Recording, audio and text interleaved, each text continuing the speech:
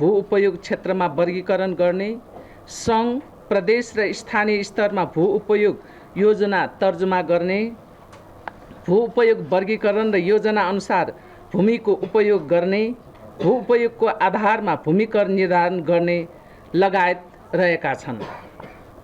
पत्रकार मित्रहरू, यस ऐनको प्रभावकारी कार्यान्वयन मार्फत कृषि योग्य जग्गाको संरक्षण र समुचित उपयोग मार्फत उत्पादन र उत्पादकत्व वृद्धि गर्ने, खाद्य सुरक्षा र खाद्य सम्प्रभुता सुनिश्चित गर्ने, गाउँ बस्ती र आवास क्षेत्रलाई सुरक्षित, जोखिमरहित र व्यवस्थित तुल्याउन योजनाबद्ध शहरी विकासलाई बढावा दिने, सुरक्षित र सुविधा सम्पन्न औद्योगिक र व्यावसायिक क्षेत्रहरूको विकास गर्ने, वन वातावरणको संरक्षण र विकास सुनिश्चित गर्ने, जलवायु परिवर्तनका असरले गर्दा निम्तिने विभिन्न किसिमका विपद जोखिमहरू न्यूनीकरण गर्न, वातावरण र विकास बीच सन्तुलन कायम गर्ने लगायत गतिविधिहरू सञ्चालन र व्यवस्थापन हुने अपेक्षा गरिएको छ। यो ऐन 2076 सालमा नै लागू भए पनि यसको प्रभावकारी कार्यान्वयनको लागि भू उपयोग नियमावली लागू भइसकेको थिएन। मन्त्रालयले मिति 2077 साल वैशाख 29 गते नै भू उपयोग नियमावलीको मस्यौदा तयार गरी मन्त्री परिषदमा पेश गरेको भए तापनि लामो समयसम्म मन्त्री परिषदमा रहेर पुनः मन्त्रालयमा नै फर्किएको अवस्था थियो। नियमावलीको अभावमा भू उपयोग ऐनका उल्लेखित व्यवस्थाहरू कार्यान्वयनमा ल्याउन कठिनाइ भइरहेको थियो।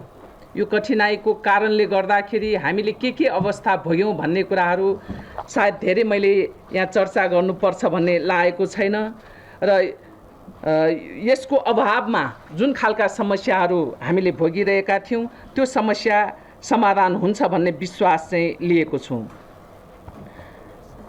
मन्त्रालयले विगतमा तयार भएको मस्यौदालाई व्यापक छलफल पश्चात परिमार्जन गरी अझै प्रष्ट र कार्यान्वयन योग्य बनाई 2078 साल माघ 6 गते पुनः मन्त्री परिषदमा पेश गरेको र मिति 2079 साल जेठ 9 गते उक्त नियमावली पारित भएको छ। नियमावली पारित भएपछि अब भू उपयोग कार्यक्रमलाई प्राथमिकताका साथ सञ्चालनमा ल्याइनेछ। यस विषयलाई नेपाल सरकारको नीति तथा कार्यक्रममा पनि समावेश गरिएको यहाँहरूलाई जानकारी भइसकेको नै छ। अब मन्त्रालयले आवश्यक गृह कार्य गरी निर्देशिका कार्यविधिहरू तयार गर्नेछ र यस विषयलाई तत्काल कार्यान्वयनमा ल्याउनेछ।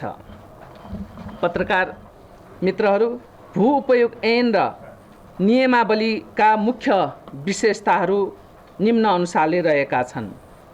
भूमिलाई भू बनोट भूमिको क्षमता तथा उपयुक्तता, भूमिको मौजुदा उपयोग र आवश्यकताको आधारमा कृषि क्षेत्र, आवासीय क्षेत्र, व्यावसायिक क्षेत्र, औद्योगिक क्षेत्र, खानी तथा खनिज क्षेत्र, वन क्षेत्र, सार्वजनिक उपयोगको क्षेत्र, सांस्कृतिक तथा पुरातात्विक महत्त्वको क्षेत्र र आवश्यकता अनुसार तोकिएका अन्य क्षेत्र गरी 10 वटा भूपयोग क्षेत्रमा वर्गीकरण गर्न सकिने व्यवस्था गरेको छ।